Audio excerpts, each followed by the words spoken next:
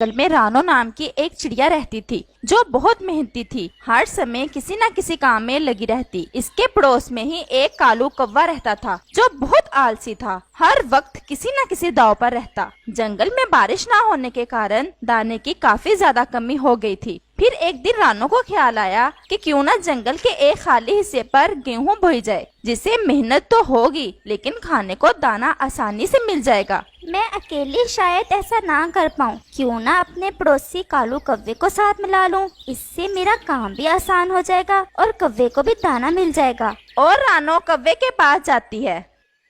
कौवे भैया, क्या तुम देख रहे हो जंगल में दाना बिल्कुल खत्म होता जा रहा है। हाँ, ऐसा ही है। बल्कि मुझे तो आज 2 दिन बाद दाना मिला था, अभी अभी खाया है। कहीं तुम मुझसे दाना उधार तो नहीं लेने आई? नहीं नहीं कौवे भैया, मुझे पता है मुझे तुम्हारे घर से क्या मिलेगा। तुम तो खुद अपने लिए बहुत मुश्किल से ढूंढते हो दाना। वास्तव में मैंने कुछ नया सोचा है। क्या क्या नया सोचा है रानो तुमने? नदी के पास काफी सारी जमीन खाली पड़ी है और मेरे पास कुछ दाने भी हैं। अगर तुम मेरा साथ दो तो हम दोनों मिलकर इन दानों को बो लेते हैं। इससे हमारे पास खाने की कोई कमी नहीं होगी। बात तो तुम्हारी ठीक है, काम मिलके कर लेंगे और जो फसल होगी वो तुम्हारी और मेरी आधी आधी। मुझे मंजूर है। तो फिर चलो आज हम जमीन को नरम करते हैं जाकर, क्योंकि बीज नरम जमीन में ही उगता है। ऐसे अचानक से तुम मुझे बता रही हो? शेयरिंग है मेरी तुमसे शुरू, लेकिन आज ऐसा करो कि जमीन तुम नरम कराओ, बाकी का काम मैं पूरा पूरा तुम्हारे साथ करवा दूंगा। अगर तुम्हें आज कोई काम है तो कोई बात नहीं कौवे भैया, मैं जमीन अकेले ही नरम कर लेती हूँ। हाँ, लेकिन कल बीज बोना है, तुम्हें लाजमी जाना होगा। पक्का, मैं कल तुम्हारे साथ जाकर सारे ही बीज खुद बो दूंगा। और चिड़िया अकेले ही जमीन नरम करने के लिए चली जाती है। प्यारे दोस्तों, क्या आपने मुझे सब्सक्राइब कर लिया है? और घंटी के आइकॉन को दबाना बिल्कुल मत भूलिएगा। सख्त गर्मी में धूप छांव की परवाह किए बगैर रानो सारा दिन जमीन को अच्छी तरह नरम करती है। सारा दिन काम करने की वजह से वो अपने घोंसले में आते ही सो जाती है। और रानो सुबह होते ही जल्दी से जो दाने इसके पास पड़े थे लेती है और कौवे के पास चली जाती है। आओ आओ रानो, मैंने कल सोचा तो था तुम्हारे पास जाऊं, लेकिन धूप कुछ ज्यादा ही थी इसीलिए आ ना सका। वैसे जमीन अच्छी तरह नरम की है ना तुमने? आखिर शेयरिंग का मसला है। कौवे भैया, मजाक अच्छा कर लेते हो। हाँ, वो तो मैंने अच्छे से नरम कर दी थी, लेकिन आज भी काम बहुत ज्यादा है। दानों को जमीन में बोना है। कोई बड़ा काम नहीं है। मेरा दादाजी जब जिंदा थे तो मैं अक्सर इनके साथ जाया करता था। वो बहुत अच्छी तरह दाना बो लेते थे। मैंने इनसे बहुत कुछ सीखा है। तो फिर चलो। और कौवा जैसे ही चलने का सोचता है, इसकी एक नजर सूरज पर पड़ती है जो सुबह सवेरे ही आग बरसा रहा था। इसकी आज फिर नीयत खराब हो जाती है। रानो, तुम चलो, मैं तुम्हारे पीछे आता हूँ। छम छम करता आता हूँ, काका करता आता हूँ। और रानो चिड़िया फिर से अकेली ही चली जाती है। नदी के पास जाकर वो जमीन में दाने बोना शुरू करती है। वो एक एक दाना अपनी चोंच में लेती, उसको जमीन में रखती और ऊपर से नरम मिट्टी डाल देती। और वो मुड़ मुड़ कर कौवे को बार बार देखती। लेकिन रानो चिड़िया ने सारे ही दाने बो दिए और शाम हो गई, लेकिन कौवा ना आया। और रानो थक हार कर शाम को वापस लौट आती है।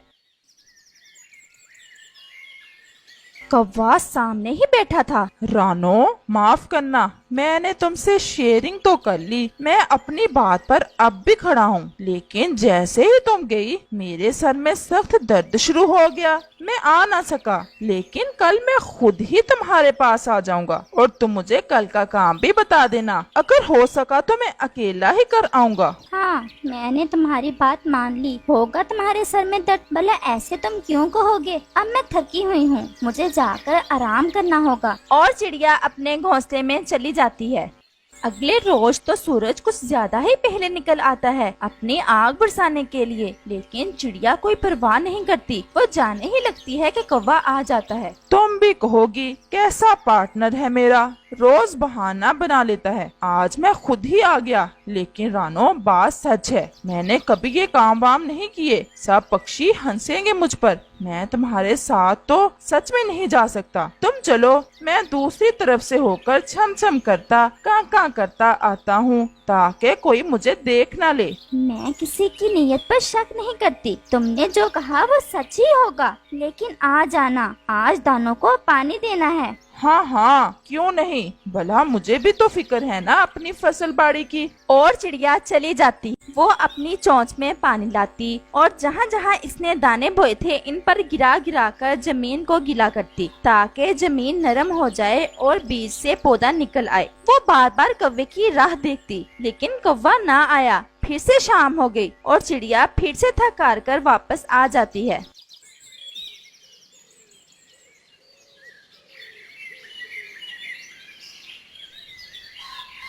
कौवा फिर से बैठा इसका इंतजार कर रहा था। चिड़िया रानो, आ गई हो। अब तुम ये ना कहना मैं झूठा हूँ। जैसे ही मैं दूसरे रास्ते से आने लगा तो मेरा मामा मेरे घर की तरफ आ रहा था। मैंने देखा तो दिल में सोचा, काम तो सारी जिंदगी ही करने हैं। मेरी माँ का भाई आया है, क्यों ना आज इसकी सेवा ही कर लूं। और मैं वापस चला आया। हाँ, ऐसा ही होगा। मैं किसी पर शक नहीं करती, लेकिन कल सवेरे तक दानों से पौधे निकल आएंगे और शायद इनके साथ कुछ गैर जरूरी पौधे भी। हमने कल वो गैर जरूरी पौधे निकालने हैं, जल्दी जाना होगा। पक्का, मैं भी इधर बोर ही होता रहता हूँ। जाते हुए मुझे खुद ही बुला लेना। और चिड़िया चली जाती है। रात गुजर गई और फिर से चिड़िया कौवे की तरफ जाती है। चलो भाई कौवे भाई, चले। मैं तुम्हारा ही इंतजार कर रहा था। मेरे दादाजी के कुछ औजार पड़े हैं पुराने, जिनसे हम गैर जरूरी पौधों को आसानी से निकाल सकते हैं। लेकिन एक मसला है, वो बहुत पुराने हैं, इनकी सफाई करने वाली है। मैं आया बस, तुम चलो। मैं तुम्हारे पीछे छम छम करता कां करता आता हूँ। और रानो चली जाती है। वो फिर से धूप और छांव की परवाह किए बगैर सारा दिन काम करती है, लेकिन कौवा आज भी नहीं आता। शाम तक वो सारी फसल की सफाई मुकम्मल कर लेती है और शाम होते ही वो वापस आ जाती है। कौवा फिर से कोई बहाना सोच रहा था। वो कोई बात करता पहले ही चिड़िया बोल पड़ती है। धूप में काम करना मुश्किल है, तुम इसीलिए नहीं आए आज फिर? नहीं नहीं, ऐसा नहीं है चिड़िया रानी। असल में मैंने सोचा फसल तो उग गई है, इसकी कटाई भी करना होगी। अगर इस धूप से दोनों बीमार हो गए तो कटाई कौन करेगा। बस यही भला सोचा मैंने तो। ऐसे ही दिन और रात गुजरते गए। कौवा भी सियाना था, जानता था कि अब तक फसल तैयार होगी। वो खुद से ही रानो के पास जाता है। रानो चिड़िया, कटाई कब करना होगी फसल की? मेरे दादा के हिसाब से तो आज कल ही करनी चाहिए। ये हिसाब तो तुम्हारा बहुत पक्का है, आज ही कटाई कर दी है। मैं इसीलिए आया था। अब ये ना कहना फिर से कोई बहाना बनाने आया हूँ। मेरे दादा की एक दरंती बड़ी है, वो जिससे फसल की कटाई करते हैं।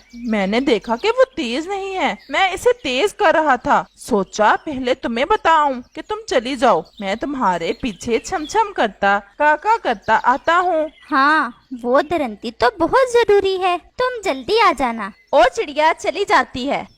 रानो सारे पौधे अपनी चोंच से ही निकाल कर एक जगह इकट्ठे करती है और फिर इनसे दाने अलग करती है और स्ट्रो अलग करती है। अभी शाम होने को ही थी कि कौवा भी आ जाता है। हाँ जी रानो, हो गया काम। शायद मैं थोड़ा लेट आया हूँ, लेकिन मैंने सोचा अगर आज भी ना गया तो फिर रानो मेरा विश्वास नहीं करेगी। आसमान पर बादल आ रहे थे, मैं इसीलिए भागा। छम छम करके कां करके मैं तो भागा ही आया। इतनी मेहनत की है, कहीं अनाज बारिश से खराब ना हो जाए। तुम थक गई होगी ना, आखिर बांटना भी है फसल को। ये काम तो मेरे दादाजी ने मुझे बहुत अच्छे से समझाया हुआ है। और कौवा जल्दी से दानों वाली ढेर पर बैठ जाता है। ये दाने मेरे और स्ट्रो तुम्हारा। इंसाफ यही बनता है, क्योंकि तुमने मेहनत ज्यादा की है और ज्यादा चीज स्ट्रो ही है। वो तुम्हें मिलेगा। रानो हैरान होकर कव्वे की तरफ देखती है, लेकिन कव्वा थोड़ा गुस्सा भी दिखाता है। जाओ जाओ, जल्दी जाओ, अपना स्ट्रॉ समेट लो, बारिश आने वाली है। बेचारी चिड़िया खामोश होकर स्ट्रॉ के पास बैठ जाती है और फिर अचानक से बारिश शुरू हो जाती है। चिड़िया तो जल्दी से स्ट्रॉ में जगह बनाकर छुप जाती है, लेकिन कौवा लालच में दानों के अंदर ही छुप जाता है। ज्यादा बारिश होने के कारण सारे दाने सरकित कर कौवे के ऊपर गिर जाते हैं और कौवा अपने लालच की वजह से अपने अंजाम को पहुंच जाता है और वहीं मर जाता है। इस कहानी से हमें ये सीख मिलती है कि कभी कभी बहुत ज्यादा चालाकी हमें ले डूब